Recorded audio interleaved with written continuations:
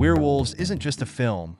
It's one of those rare cases where you go to the theater hoping for something thrilling and leave thinking, I could have just watched this at home. The poster promises Frank Grillo, moonlight, and hairy creatures, a combination any horror fan might find irresistible. But as soon as the lights dim and the first scenes roll, you realize that sometimes the moon shines too brightly to hide all the flaws. Let's start with the obvious, Grillo.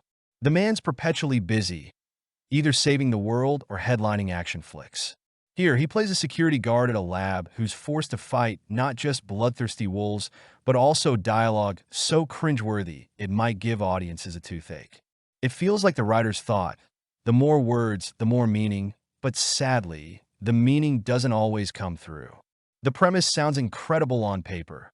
After a supermoon, humanity starts turning into werewolves. A year later, another supermoon threatens to plunge the world back into chaos. It sounds intense, but on screen, the tension is replaced with a disjointed mix of The Purge, 80s horror, and a dash of National Geographic. To their credit, the special effects team deserves a nod. The werewolves look genuinely impressive. It's clear the budget went into both practical effects and CGI. But the visuals alone aren't enough to compensate for a weak script, especially when the characters' brilliant survival plans make you question their collective IQ. You had a year to prepare for the apocalypse. Where are the safe houses, bunkers, or even decent fences? Instead, they rely on a single gun and a miracle moon serum that works for an hour tops. What happened to scientific progress? Katrina Law, playing Grillo's partner, feels like she's been yanked out of another movie.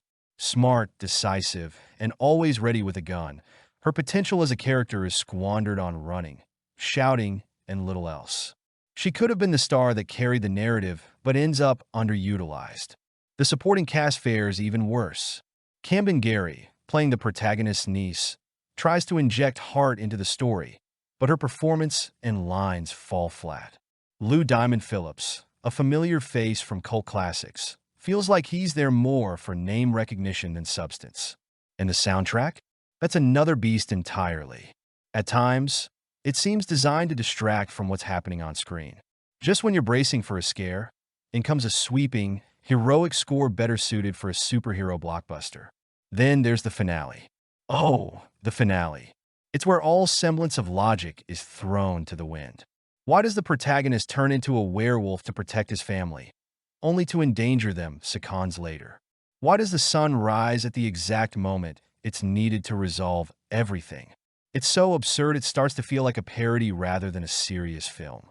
And yet, despite its flaws, there's something oddly endearing about this strange concoction. Maybe it's the spirit of those old-school horror flicks where heart trumped budget. Or perhaps it's Grillo himself, doing his best to carry the movie despite the lackluster script. Or maybe it's just the cheeky closing title card. No animals were harmed, except the werewolves.